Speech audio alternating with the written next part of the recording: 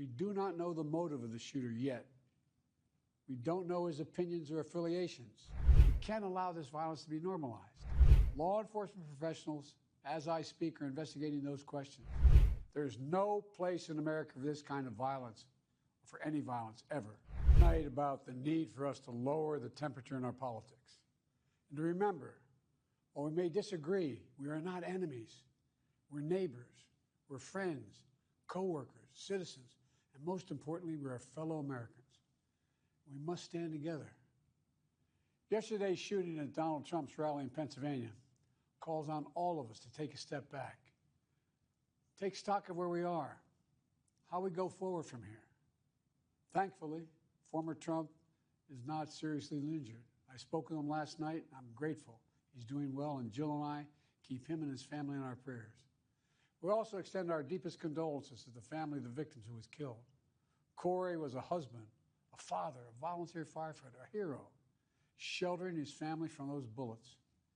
We should all hold his family and all those injured in our prayers. Earlier today, I spoke about an ongoing investigation.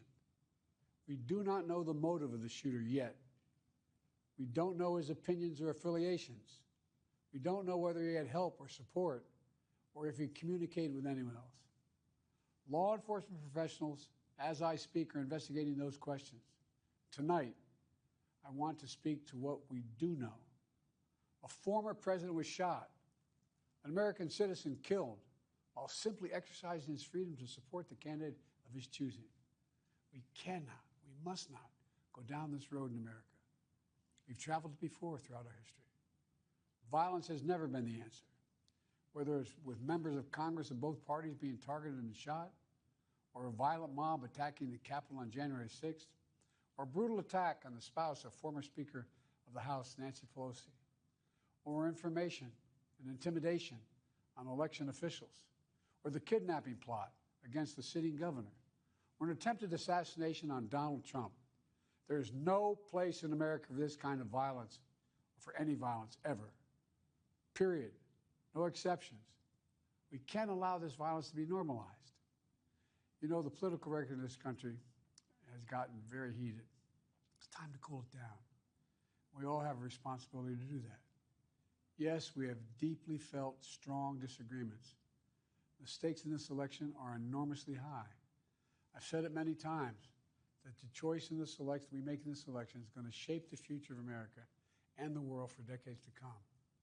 I believe that with all my soul. I know that millions of my fellow Americans believe it as well. And some have a different view as to the direction our country should take. Disagreement is inevitable in American democracy. It's part of human nature. But politics must never be a literal battlefield, and God forbid, a killing field.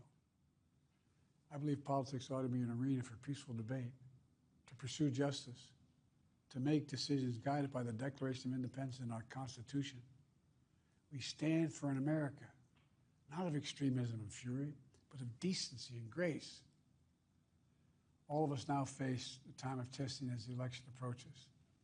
And the higher the stakes, the more fervent the passions become. This places an added burden on each of us to ensure that no matter how strong our convictions, we must never descend into violence. The Republican convention will start tomorrow. I have no doubt they'll criticize my record and offer their own vision for this country.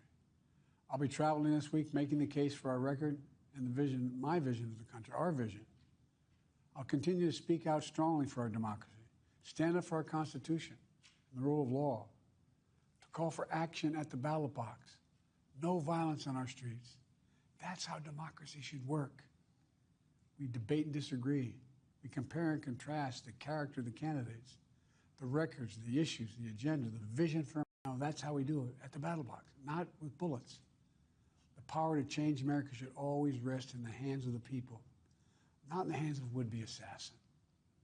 You know, the path forward through competing visions of the campaign should always be resolved peacefully, not through acts of violence.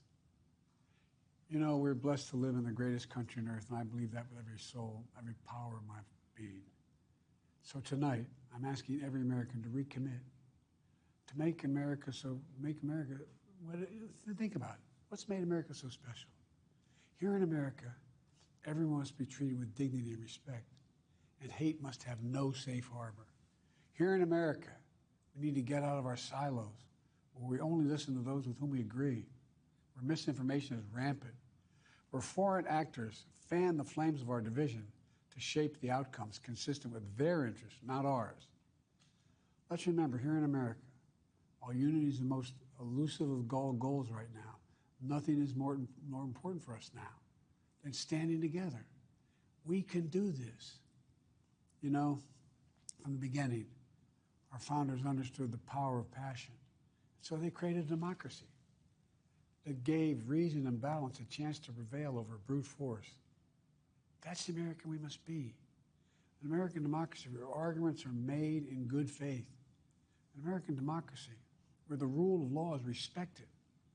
An American democracy where decency, dignity, fair play aren't just quaint notions, but living, breathing realities. We owe that to those who come before us, to those who gave their lives for this country. We owe that to ourselves. We owe it to our children and our grandchildren. Look, let's never lose sight of who we are. Let's remember we are the United States of America. There is nothing beyond our capacity when we do it together. God bless you all, and may God protect our troops.